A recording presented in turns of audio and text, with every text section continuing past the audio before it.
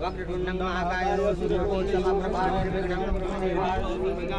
सर्वदा ओम शास्त्र जो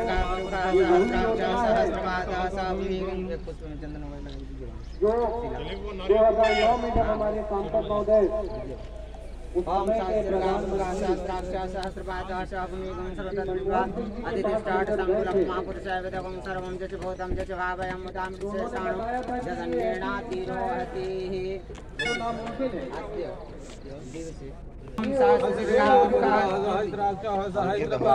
होने के नाते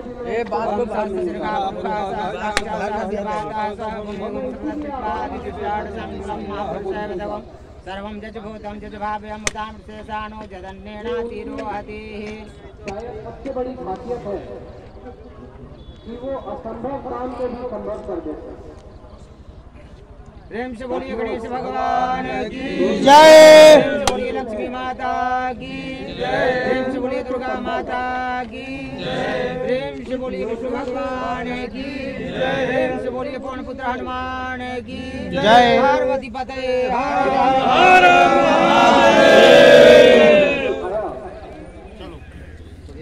उस योजना को 2014 के बाद भाजपा की सरकार बनी,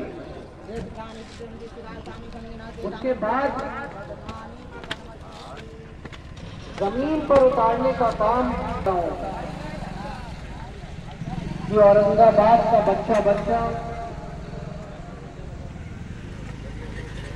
सारे बूढ़े बुजुर्ग माताएं पहले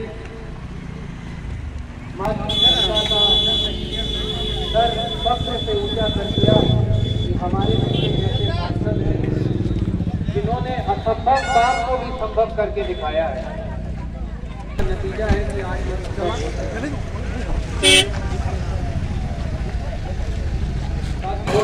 नमस्कार, मैं नंदलाल कुमार देव औरंगाबाद बिहार से। अब देख रहे देव टीवी न्यूज चैनल। आज जिला औरंगाबाद के श्री माननीय श्री सुशील कुमार सिंह जी उत्तर कोल सिंचाई परियोजना का नहर का जीर्णोद्धार कार्य शुभारंभ किए हैं। इस ढूंढा गांव से आप इस गांव का नाम है दिसपुर, एक उसके पीछे गांव गांव है आपका ढूंढा गांव।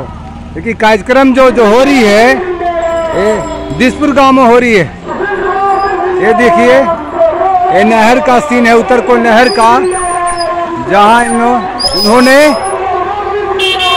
शुभारंभ किया। तो घाट बनवा देना हम सब नदी हमारे साथियों,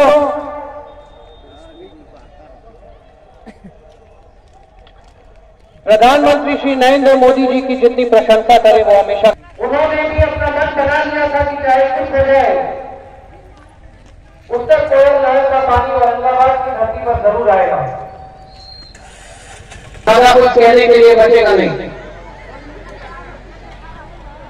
जैसा कि मैंने शुरुआत में कहा, साथियों इस बात को आप जरूर याद रखेंगे कि मोदी भारत का दबाव बन रहा है अपने बीच में माननीय संसद महोदय जिनके अथक प्रयास से या कार्य मुक्त रूप ले रहा है। हम आग्रह करेंगे मंडल अध्यक्ष परवीन जी से, स्वतंत्र कुमार आजाद जी से या युवा मोर्चा सभी कार्यकर्ता, माननीय सांसद महोदय, भारतीय जनता पार्टी के समाज जिला अध्यक्ष मुकेश शर्मा जी एवं उपस्थित सभी लोगों का माला से उनका अभिनंदन स्वागत करेंगे। आगे से थोड़ा पीछे ताकि फोटोग्राफ आ जाए। आगे से माला बनाने का आप बात नंबर करें। सुशील कुमार सिंह जिंदाबाद, सुशील कुमार सिंह जिंदाबाद, सुशील कुमार सिंह जिंदाबाद, भारतीय जनता पार्टी जिंदाबाद, भारतीय जनता पार्टी जिंदाबाद, नरेंद्र मोदी जिंदाबाद, नरेंद्र मोदी जिंदाबाद।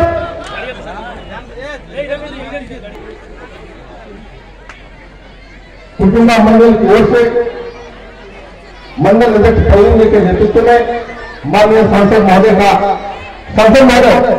यहाँ कुटुंबा की ओर से माननीय सांसद महोदय को माल्यार्पण किया जा रहा है।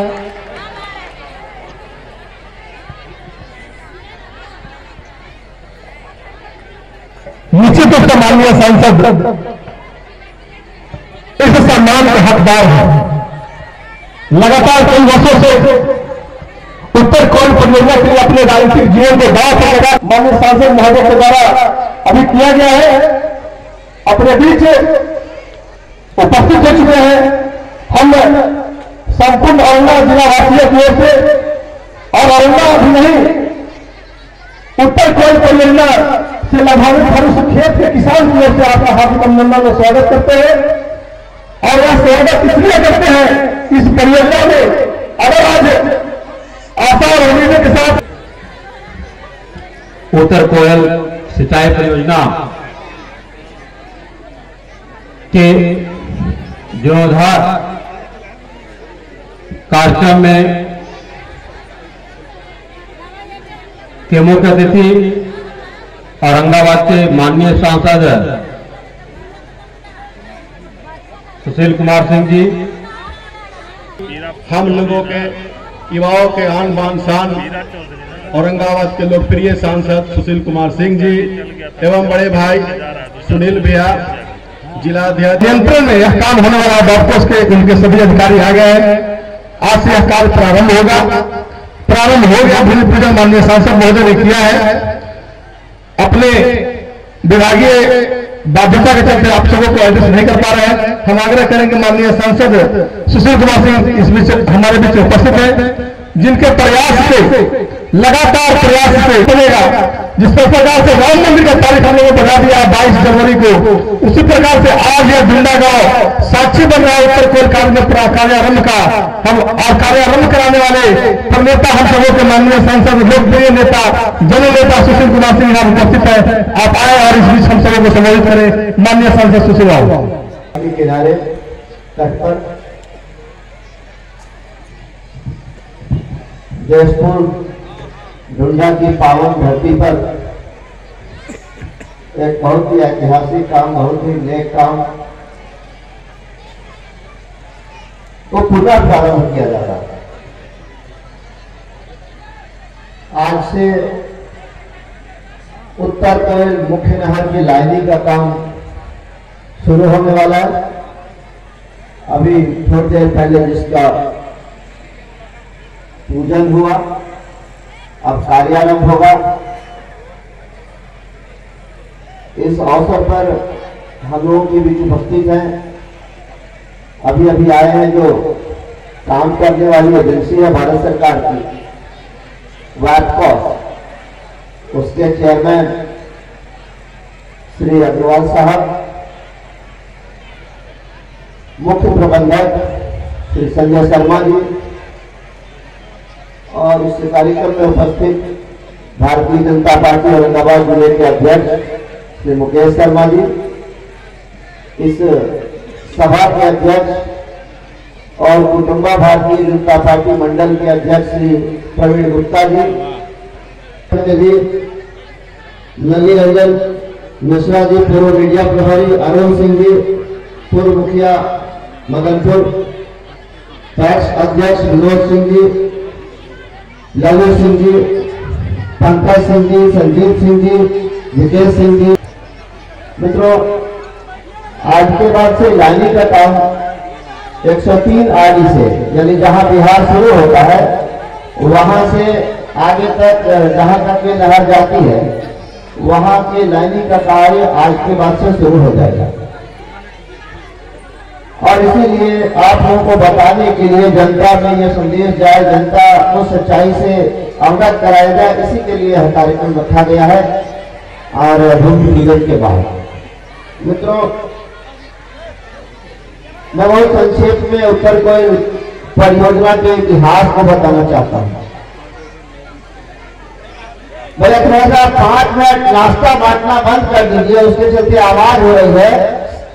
पूरी व्यवस्था है ना पूरा करना, लोगों के खेतों तक पानी पहुंचाना, ये राज्य सरकारों की ड्यूटी है, ये काम केंद्र सरकार का नहीं होता। लेकिन जब 5 साल क्या 45 साल तक इसका काम पूरा नहीं हुआ, तब केंद्र सरकार को इसमें हस्तक्षेप करना पड़ा, सहयोग देना पड़ा और मेरे प्रयास थे। अब सवाल क्या है कि यह परियोजना पूरी क्यों नहीं हुई 80 तक? 75 में काम शुरू हुआ था, 80 तक इसे खत्म हो जाना चाहिए था। कभी किसी ने कोई चिंता नहीं की, कभी यह मुद्दा नहीं बना, कभी किसी ने हल्ला नहीं मचाया, किसी ने इसे प्रमुखता नहीं दी। 80 से लेकर 2009 तक 29 साल ये चुनावी मुद्दा नहीं रहा, किसी को चिंता नहीं रही। लेकिन 2009 में जब आप लोगों ने दूसरी बार मुझे एमपी बनाया, तब हमारे विपक्षियों ने मेरे ऊपर आरोप लगाते हुए इसे मुद्दा बनाया। मैंने इसे चुनौती के रूप में स्वीकार किया और अपने आदरणीय प्रधानमंत्री जी जो कहते हैं कि चुनौती को अवसर में बदलो, इसे अवसर में बदलने का मैंने प्रयास किया। मेरे ऊपर ये बहुत ही कठिन भार दिया गया, जिम्मेवारी दी गई और ये समझा गया कि ये काम तो होना नहीं है और इसी में ये नष्ट जाएंगे, इनकी समाप्ति हो जाएगी।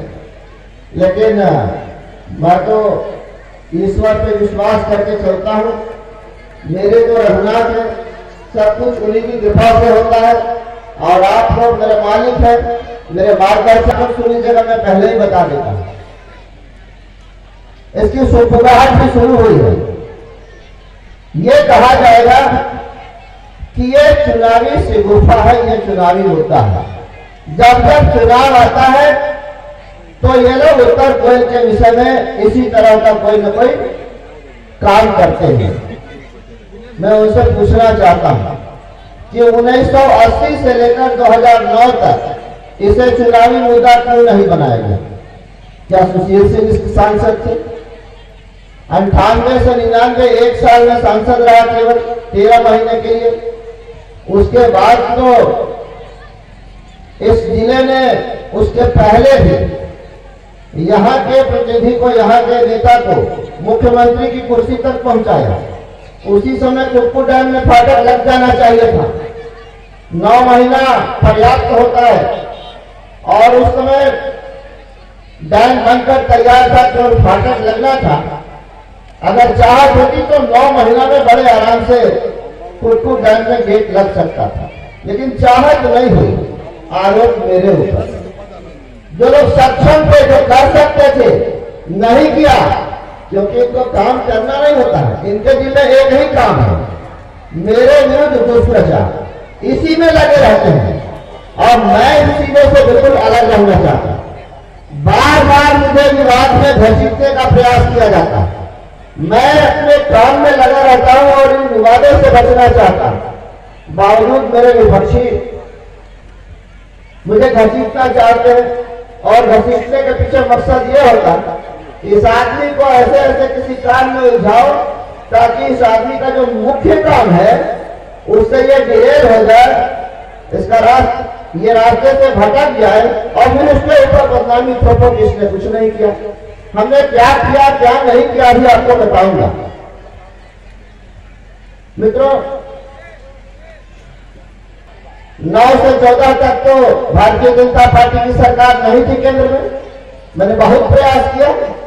कोई आइएगा, पत्र दिखा दूंगा भारत सरकार का, मनमोहन सिंह जी का नकारात्मक जवाब था। उसमें कहा गया कि ये नहीं हो सकता। न तो राज्य सरकार ने इसके लिए प्रयास किया और न किसी और ने प्रयास किया। मैंने प्रयास किया तो मुझे नेगेटिव रिप्लाई मिला कि नहीं हो सकता, लेकिन मैं हिम्मत नहीं हारा और आप लोगों ने भी मुझको अपना समर्थन दिया। 2014 में फिर से मुझको अपना सांसद आप लोगों ने बनाया। 2014 में भारतीय जनता पार्टी की सरकार आ गई, हमारे आदरणीय प्रधानमंत्री मोदी जी प्रधानमंत्री बन गए। उनके सामने जब इस विषय को हम लोगों ने रखा, पहले तो अकेले में गया था, उसके बाद मेरे 6 सांसदों की टोली बनी। विस्तार से जानने के बाद उन्होंने त्वरित निर्णय लिया और जितनी बाधाएं थी, वन मंत्रालय की बाधा थी, वहां से रोक था कि आप कुटकुट डैम में फाटक नहीं लगा सकते, इससे जल जमा होगा, जल जमा होगा तो बेतरा नेशनल पार्क डूबेगा, जंगल को नुकसान होगा। और दूसरा पलामू व्याघ्र परियोजना, पलामू टाइगर रिजर्व, इसका भी नुकसान होगा, पानी जमा होगा तो फिर बाढ़ घूमेंगे कहां। बहुत तरह की बाधाएं थी मित्रों, लेकिन कैसे कैसे करके मैंने प्रयास अपना जारी रखा। मोदी जी का आशीर्वाद मिलता रहा, प्रधानमंत्री कार्यालय में अनेक बैठकें हुई और अंततः जितनी बाधाएं थी वन मंत्रालय की तरफ से सारा कुछ दूर किया गया। करोड़ रुपए की स्वीकृति दी, उस समय अंदाज यही था कि इतने में काम हो जाएगा, लेकिन चूंकि अनेक तरह की बाधाएं हुई, जो विस्थापित होने वाले लोग हैं, कुटकुट डैम में जब गेट लगेगा तो 12-14 गांव के किसान विस्थापित होंगे। पहले तो ये उम्मीद थी कि इनको मुआवजा काफी पहले मिल चुका है, इनका विस्थापन हो जाएगा, लेकिन कोई किसान अपना मकान, अपनी जमीन छोड़ने को तैयार नहीं। उनका कहना था कि पैसा आज से 40 साल पहले किसने लिया, मेरे दादाजी को मिला कि मेरे पिताजी को मिला, देश में कहीं नहीं हुआ होगा। आरोप हम ही लोग के ऊपर लगता, लेकिन ये एक उदाहरण होगा कि एक ही जमीन का मुआवजा 2-2 बार किसी किसान को मिले, ये कहीं अभी से पहले नहीं हुआ था। और वो केवल इसलिए मिल रहा कि हमारी सरकार, हमारे आदरणीय प्रधानमंत्री जी किसानों के प्रति इतने दरिया दिल हैं, इतनी सहानुभूति उनको किसानों के लिए है कि दोबारा मुआवजा देने का निर्णय भारत के मंत्रिपरिषद ने लिया। अन्यथा यह परियोजना फिर से अधूरी ही की अधूरी रह जाती, फिर से लटक जाता है। मित्रों, बहुत बाधाएं मुझे भी झेलनी पड़ी, बहुत नकारात्मक शक्तियां काम कर रही और एक नहीं अनेक मौकों पर मुझे भी झेलना पड़ा है।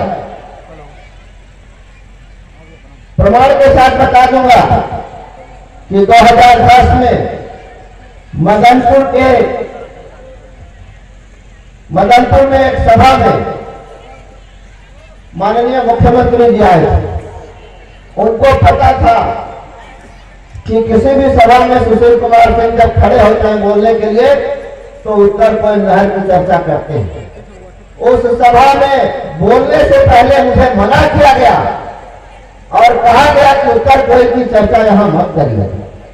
बावजूद इसके, क्योंकि विजेंद्र यादव उस समय सिंचाई मंत्री थे, वो भी उस सभा में उपस्थित थे। मदनपुर के लोगों को याद होगा जब प्रखंड कार्यालय में समीक्षा भी हुई थी। बावजूद इसके मैंने उस सभा में उत्तर कोयल के मुद्दे को उनके सामने उठाया। मित्रों, हमेशा मैंने कहा पहले आपको कि हमेशा मुझे किसी न किसी विवाद, और नबीनगर थर्मल पावर का जो मुद्दा है वो ठीकरा भी मेरे ही से छोड़ा गया था और कहा गया पहले तो कि यहां से नीतीश कुमार ही लेकर बाढ़ चले गए, सुशील सिंह ने कुछ नहीं किया। लेकिन जो लोग चुने गए उन लोगों ने तो कुछ नहीं किया। मैंने प्रयास जरूर किया और प्रयास करने के बाद जब सफलता मिलने के कगार पर थी तो यही महोदय जो आज मुख्यमंत्री हैं, इन्होंने कहा कि अभी कहीं पब्लिक में ये बात कहिएगा मत। हमने कहा क्यों? जनता को जानना चाहिए कि उनके हक का काम हो रहा है, उनकी मांग पूरी हो रही है। लोग चाहते थे कि नबीनगर में थर्मल पावर बने, तो कहा जब तक पीआईबी नहीं होगा, पीआईबी का मतलब तो आप लोग नहीं समझते हैं, लेकिन आप लोग तो समझते होंगे, चेयरमैन साहब और संजय जी, जब किसी बड़ी परियोजना में काम होना होता है, जहां बहुत बड़ी राशि खर्च होनी होती है, सरकारी राशि, उसके लिए एक बहुत उच्च स्तरीय समिति है भारत सरकार में, जिसे पब्लिक इन्वेस्टमेंट ब्यूरो कहते हैं, पीआईबी।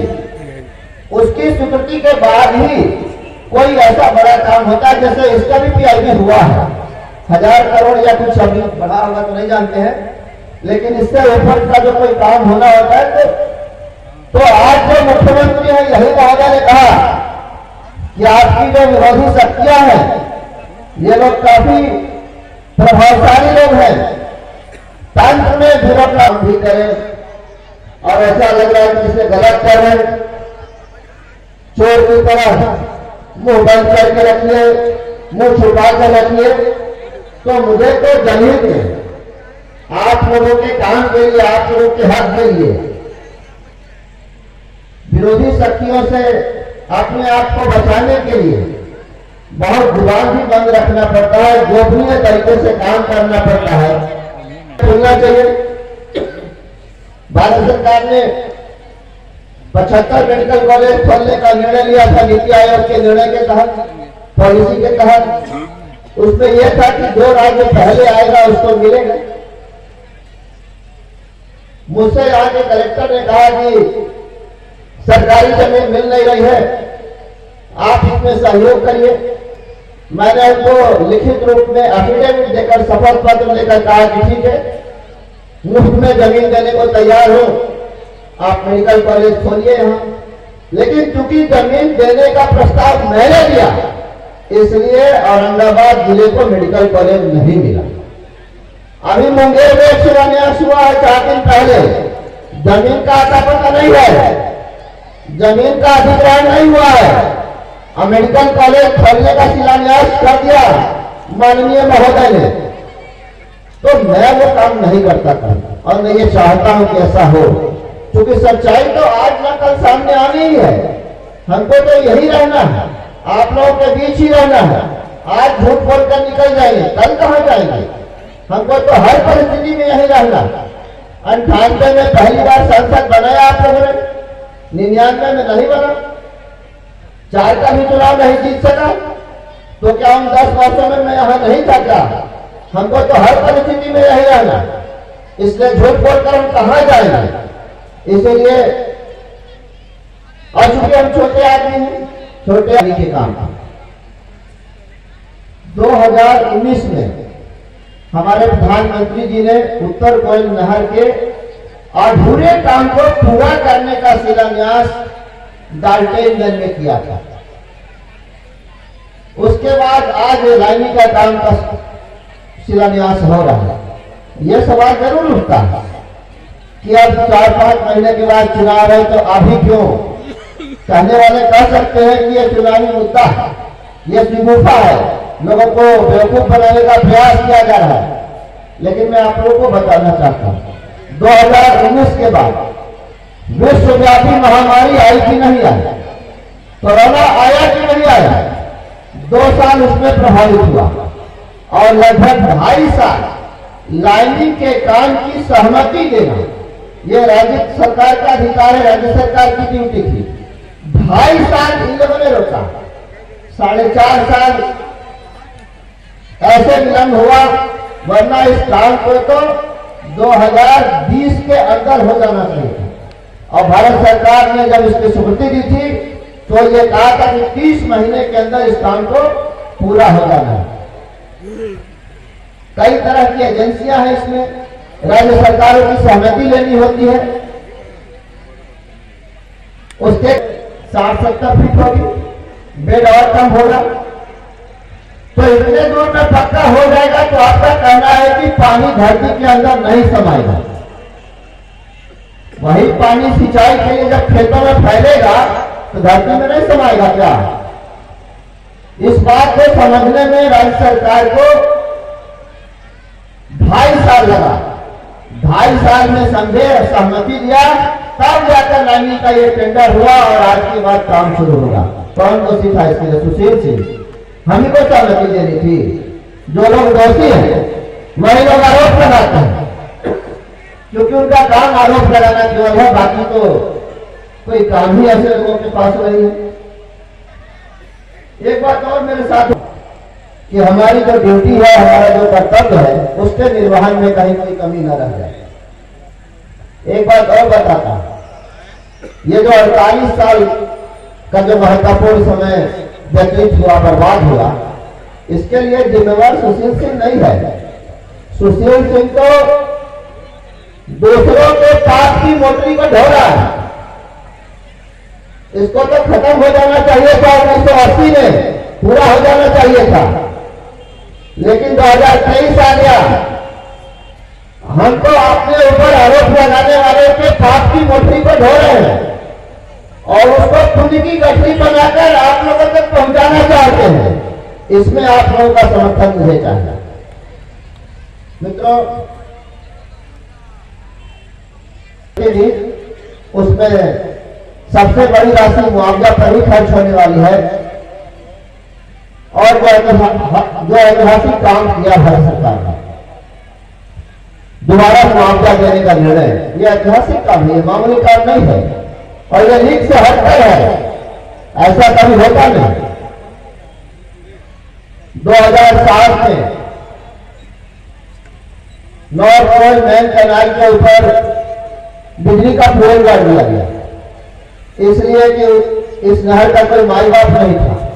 हम तो सांसद थे, जो लोग थे उनकी जिम्मेवारी। अब बिजली का पोल गाड़ने के बाद मोहम्मदगंज बराज से लेकर कराबाग नदी तक लाइनिंग का काम करने में परेशानी हो रही। खर्च करने में क्या दिक्कत है, उसकी भी सहमति हुई कि भाई 100 करोड़ रुपया ले लो, पोल हटाओ ताकि लाइनिंग का काम शुरू हो सके। अब भारत सरकार क्या करती बताइए। फॉरेस्ट कंजर्वेशन एक्ट ने कहा गेट लगाने पर रोक था, उसको हटाओ। उन लोगों को इसका जवाब देना पड़ेगा। बार बार बाधाएं उत्पन्न करते रहे, इसमें समस्याएं खड़ी करते रहे। हमसे कहा जाता है कि बताएं कि 15 साल में कितनी वन्य प्राणी अधिनियम था, 80 के बाद से 2009 तक यह मुद्दा क्यों नहीं बना और किसी ने इस काम की जिम्मेवारी क्यों नहीं ली। तो जो करे उसी को बदनाम करो। आप लोगों को भी सवाल पूछने का अधिकार है। जो लोग मेरे विषय में दुष्प्रचार करेंगे, सवाल खड़ा करेंगे, उनसे आप लोग ये सवाल जरूर करिए। लोगों का भी नैतिक समर्थन मुझे चाहिए। बाकी तो मैं एक बात कहता हूं कि मेरा जो अनुभव है 2009 से 2014 के बीच में, मैं कई बार तत्कालीन प्रधानमंत्री मनमोहन सिंह जी से मिला और जयराम रमेश जी जब मंत्री थे इरिगेशन केंद्र में, उसके बाद जयंती नटराजन इसकी मिनिस्टर हुई सेंटर में। 100 लोगों से मैंने हाथ जोड़ा, कई बार मिला, लेकिन हमेशा निगेटिव जवाब ही मिलता था। पहली बार जब मोदी जी से मिला तो यहां तक गाड़ी पहुंची है और गाड़ी अपने गंतव्य तक पहुंच कर रहेगी, इसलिए कि मोदी है तो मुमकिन है। सच में आप लोगों को बिना किसी राजनीति के बता रहा हूं तो सच में उत्तर कोयल नहर को कभी पूरा नहीं होना, क्योंकि यहाँ पे एक सिंचाई विभाग के सचिव थे, पता नहीं रिटायर होने के अभी है नौकरी में, अजय आलोक। उनके सामने जब मैंने इस प्रस्ताव को रखा तो उन्होंने जी आज जो है जीर्णोद्धार का कार्य जो शुभारंभ किया। देखिए आज उत्तर कोयल दाएं मुख्य नहर के लाइनिंग के काम का शुभारंभ हुआ है। ये तो पहले से लाइन कनाल है, लेकिन वो छत बिछत हाल में है, टूटा फूटा है और पहले ये सीमेंट टाइल लाइनिंग था। अब पूरा कंक्रीटिंग किया जाएगा इसे, यानी एक एक टाइल से इसकी लाइनिंग नहीं होगी, पूरे हिस्से को पक्का किया जाएगा कंक्रीट से। तो इससे होगा क्या कि नहर में पानी की बर्बादी नहीं होगी और अंतिम छोर तक टेलेंट तक पानी आसानी से पहुंच सकेगा। असल में क्या समय अवधि होगा जो है इसका, क्या समय लगेगा जो आज के बाद से इसमें कार्यारंभ होगा और कुछ महीने लगेंगे इस काम को पूरा होने में, लेकिन मेरा प्रयास ये है, अधिकारियों पर मैंने हमेशा दबाव बनाया है कि इसे समय से पूरा हो, बल्कि समय से जल्दी इसे पूरा किया जाए ताकि हमारे किसानों के खेत में उत्तर कोयल नहर का लाल पानी पहुंच सके। सर जनता पूछ रही है कि ये चुनाव नज़दीक है और इसे चुनावी राजनीति के तहत ये कार्य किया जा रहा है नहर का, इसमें क्या कहना आपको? देखिए, उत्तर कोयल नहर का काम जब शुरू हुआ, परियोजना में कार्यारंभ जब हुआ, उसके बाद से 10 चुनाव आए और गए। 1975 में ये काम शुरू हुआ था, 80 में इस काम को पूरा हो जाना चाहिए था, लेकिन आज हम 2023 में चल रहे हैं। तो जनता तो आश्वस्त है, जनता को सच्चाई पता है, लेकिन हमारे विरोधी ऐसा सवाल खड़ा करते हैं। उनको मैं कहना चाहता हूं कि जो काम 5 वर्ष में पूरा हो जाना चाहिए था, उसमें 48 साल क्यों लगे? और अब जब मैंने अपना प्रयास शुरू किया और अब ये पूरा होने वाला है, तो मेरे विरोधी जनता में भ्रम फैलाना चाहते हैं, लेकिन जनता भ्रमित नहीं है। जनता को सच्चाई पता है और लोगों को विश्वास है कि जब सुशील सिंह पूरे संकल्प के साथ लगे हैं इस काम में, मोदी जी का आशीर्वाद है, मोदी जी ने असंभव को संभव करके दिखाया है। इसमें जितने तरह के रोक थे, जितने तरह का प्रतिबंध था, वन मंत्रालय भारत सरकार की तरफ से, forest conservation act 1980, wild life conservation act 1980, ये सारी बाधाएं थी, इसको हमारे प्रधानमंत्री जी ने दूर किया। दोबारा मुआवजा देने का ऐतिहासिक निर्णय लिया और इसके लिए 2017 और 2023 2 बार में 4058 करोड़ रुपए की स्वीकृति भारत सरकार ने दी है। तो अब यदि राज्य सरकारों से भी मैं आग्रह करना चाहूँगा, बिहार की सरकार से, झारखंड की सरकार से, कि जनहित में जो अपेक्षित कार्य है, जिनका जो सहयोग है, सब लोग जब सहयोग करेंगे तो निश्चित रूप से अब ये काम होकर रहेगा, पूरा होकर रहेगा, अब ये नहीं रुकेगा। ये कोई चुनावी मुद्दा नहीं है। कितने चुनाव आए और गए। अभी सभी बोले